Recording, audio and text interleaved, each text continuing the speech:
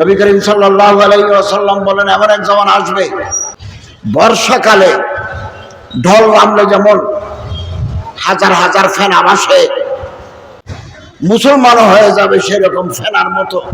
বাইতুল করিম মাদ্রাসা কমপ্লেক্স, বাংলাদেশ মুজাহিদ কমিটি খাগড়াছড়ি জেলার যৌথ উদ্যোগে আয়োজিত আজকের ওয়াজ মাহফিল ও হালকায় জিকিরে উপস্থিত ওলামায়ে কেরাম, দিনদার মুসলমান ভাইয়েরা, আল্লাহ তাআলার শুকরিয়া আদায় করি যে আজকের এই মুবারক মাহফিলে হাজির হতে পারলাম। আল্লাহ তাআলা তৌফিক দিলেন, আলহামদুলিল্লাহ। বিশ্ব নবী রাহমাতুল আলামিন, সৈয়দুল মুরসালিন, খাতামুন নবিয়্যিন দুনিয়া থেকে বিদায় হওয়ার আগে আরাফাতের মাঠে 1,24,000 সাহাবায়ে কেরাম সামনে রাখি হযরত বলেছিলেন, তারাকতু ফীকুম আমরাইন লান তাদিল্লু মা তামাসসাকতুম বিহিমা কিতাবাল্লাহি ওয়া সুন্নতি। আমি বিদায় হয়ে গেলাম, বিদায় হয়ে যাচ্ছি, দুটো জিনিস তোমাদের দিয়ে গেলাম। একটা আল্লাহর কিতাব কোরআনুল করিম, আর একটা আমার সুন্নত, আমার আদর্শ, আমার তরিকা। এই দুটো জিনিস যদি মজবুতভাবে ধরো, আমল করো, তাহলে পথহারা হবে না, গোমরাহ হবে না, জান্নাতে যাওয়ার পথ তৈরি হয়ে যাবে।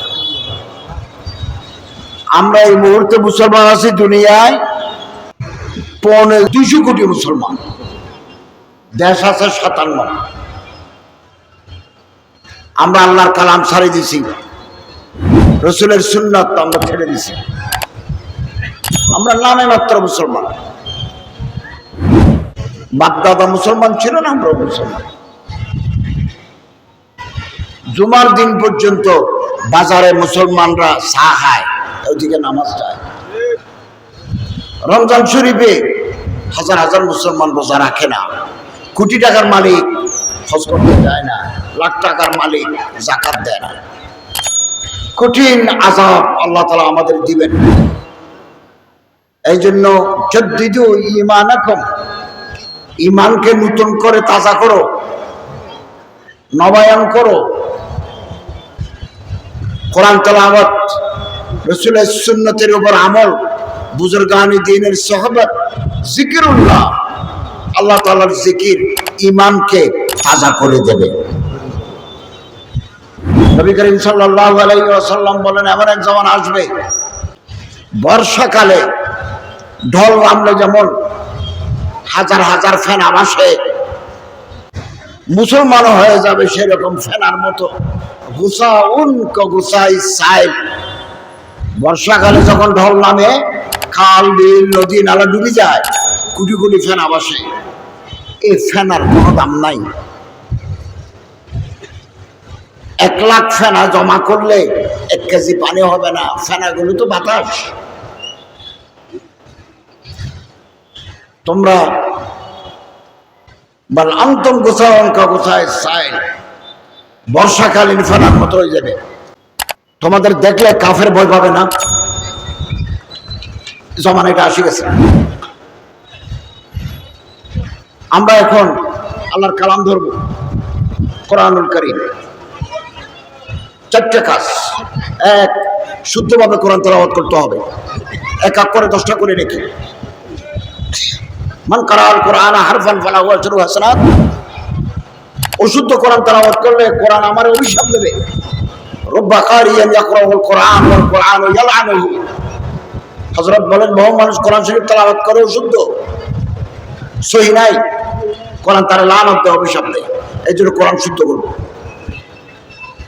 প্রায় মসজিদে, আমি চট্টগ্রামে এক মসজিদে জুমা পড়াই আজকে 16 বছর। ওই মসজিদেও রমজানে বা অন্য দিনে আমরা বয়স্ক মানুষদের কোরআন শুদ্ধ করার ব্যবস্থা রাখছি। বিপ্লবেও আছে, বাইতুল মুআজ্জাম মসজিদেও আছে, বিভিন্ন যেখানে নাই সেখানে চালু করা দরকার শুদ্ধ কোরআন। এবং শুদ্ধ কোরআন আমরা পুলিশদেরকেও করাবো, পয়সা ছাড়া। র্যাবকে করাবো, আর্মিদের করাবো, ডিজিএফআই কে করাবো, এনএসআই কে করাবো, গভর্নমেন্ট অফিসারদেরকে করাবো, যারা জীবনের শুরুতে কোরআন শরীফ পড়ার সুযোগ পান নাই।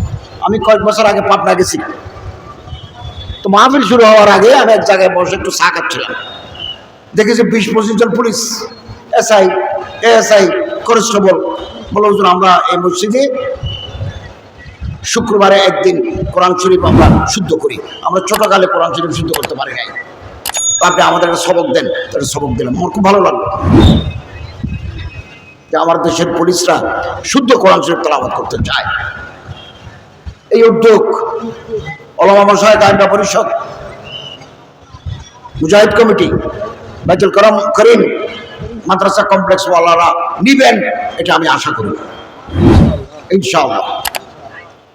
পয়সা কেউ দিতে চাইলে দিবে, না চাইলেও নাই, ফ্রি অফ কস্ট, অফ আল্লাহর বাস্তে শুদ্ধ তেলাওয়াত। 2, কোরআন শরীফ বুঝতে হবে 30 পার। What is the message of Allah in this holy scripture?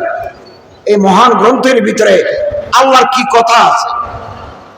বাকারা, মায়দা, নিসা, আলে ইমরান, তওবা, ইয়াসিন, জুমার, এখানে কি আছে? আল্লাহ তাআলার क्या पैगामात है মুসলমান হিসাবে আমাকে জানতে হবে। 3, কোরআন শরীফের ভিতরে আল্লাহর অর্ডার আছে, অর্ডার, এই কাজ অবশ্যই করতে হবে, এই কাজ অবশ্যই ছাড়তে হবে। এগুলোকে আরবিতে বলা হয় আওয়ামির নাওয়াহি, আদেশ নিষেধ। কোরআন শরীফের ভিতরে আদেশ আছে, ফানকিহু মা তাবা লাকুম মিনান নিসা, পছন্দ করে বিয়ে করো, বিয়ের যখন সময় হবে পছন্দ করে বউ আনো, পছন্দ করে মেয়ে পাত্রস্থ করো। ওয়ারকাউ মার রাকিঈন, নামাজ ধরো, এগুলো আদেশ। আদেশ, নিষেধ আছে, লা তাকরাবুজ জানা, জানার কাছে যাইও না। লা তাকরাবু মালাল ইয়াতীম, এতিমের সম্পত্তির কাছে যাও না।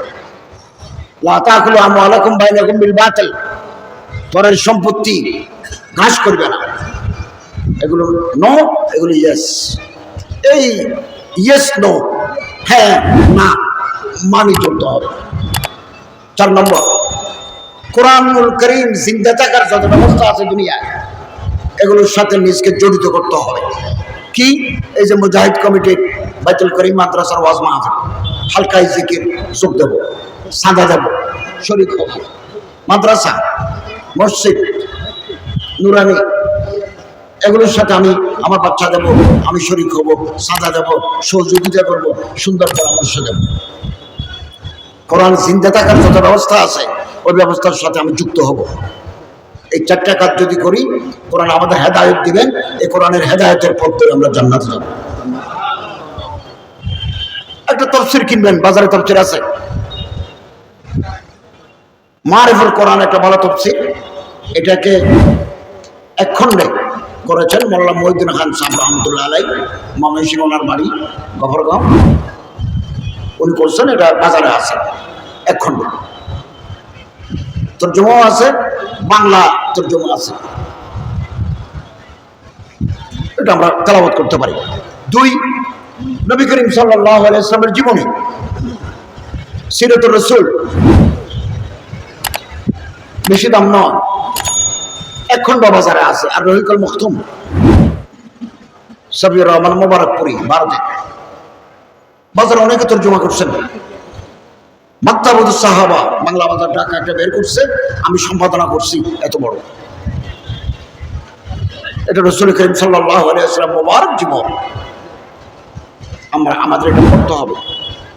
বিশ্বের এই সর্বশ্রেষ্ঠ নবীর আদব, আখলাক, তার চরিত্র, ব্যক্তি জীবন, পারিবারিক জীবন, সামাজিক জীবন, রাষ্ট্রীয় জীবন, ব্যবসায়িক জীবন কেমন ছিল, আমাদের হৃদয় আলোকিত করে দেবে সিরাতে মুস্তাফা, সিরাতে রাসূল সাল্লাল্লাহু আলাইহি ওয়াসাল্লাম।